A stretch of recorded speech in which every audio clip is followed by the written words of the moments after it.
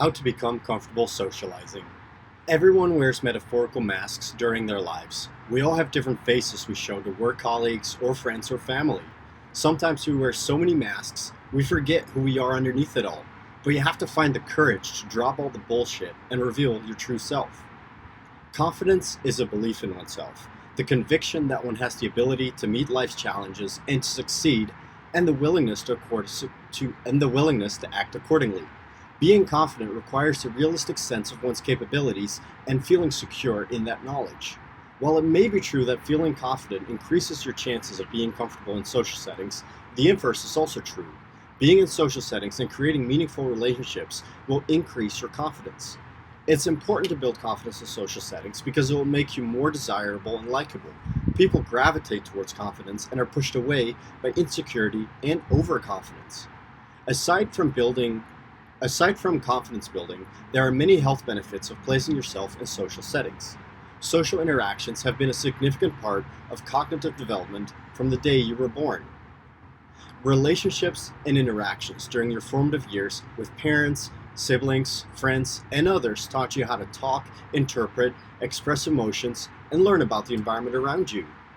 As an adult, being social is just as important in keeping your brain active and healthy.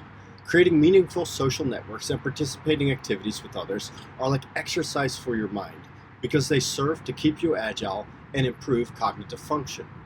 From my personal experience, learning to become more social also has professional benefits. When you are more comfortable socializing with coworkers, you will maintain better relationships, experience less friction, and feel happier within the work environment. According to research, social connection is one of the greatest predictors of reduced stress in the workplace. Having lower levels of stress will allow you to complete more work in less time and have a more enjoyable experience overall. Those who have learned to be more social also have a more abundant amount of and easier access to support. Social support can act as a buffer against stress, as research shows that being on the receiving end lowers the amount of cortisol in the body. Social support also lowers your risk of running into burnout, as I've previously written about, and thus enables you to be more productive and be promoted easier. The causes of what prevents you from being comfortable in social settings can be many, but from my experience, those causes can always be reduced to a few main issues. It can be challenging for introverts to make new friends because getting to know someone takes a lot of energy, and an introvert may not always be in the mood to be surrounded by others because of the innate need for personal space. There are many benefits to being introverted, such as independence and simplicity, but every human being has social needs. Maintaining a balance between time spent in solitude and activities with others is critical to building confidence in the presence of others. Social anxiety manifests in situations such as talking to strangers, speaking in public, dating, making eye contact, and going to parties. In general, social anxiety is the fear of being judged or watched by others, being embarrassed or humiliated, accidentally offending someone, or being the center of attention.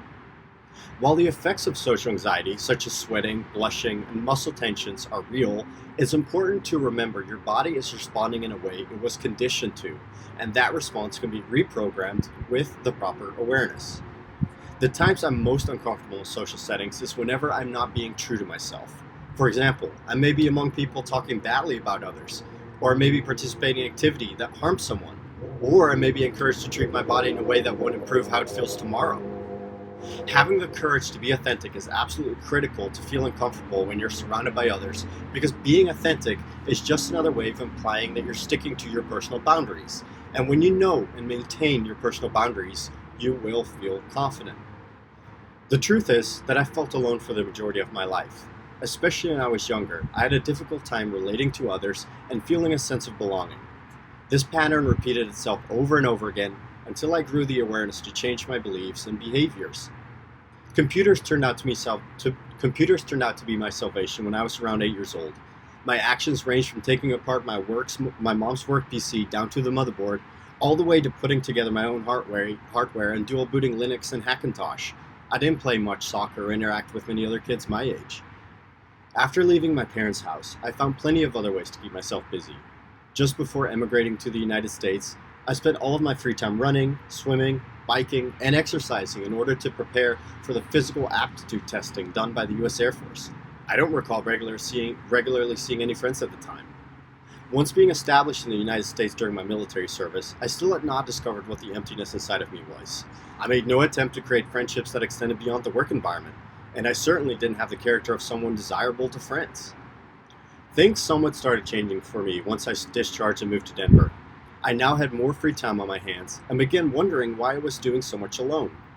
Eventually, I started to become more comfortable with myself, and I noticed as my confidence grew, so did my social network. The pattern embedded in all these examples is that I didn't feel confident in my ability to connect authentically with others.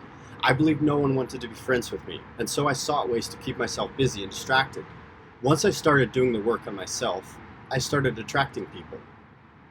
The first step to becoming more comfortable in social settings is gaining an understanding of yourself and your boundaries. Knowing who you are and what your boundaries are will allow you to interact much more authentically with others. I may still feel social anxiety, but it gets nowhere near as bad as it used to because I ask myself the tough questions about who I am as a person. Understanding a particular subject at great depth, such as a code base or a language, increase our confidence. Similarly, understanding your own personality, your triggers, your desires, and your boundaries will make you feel confident in yourself.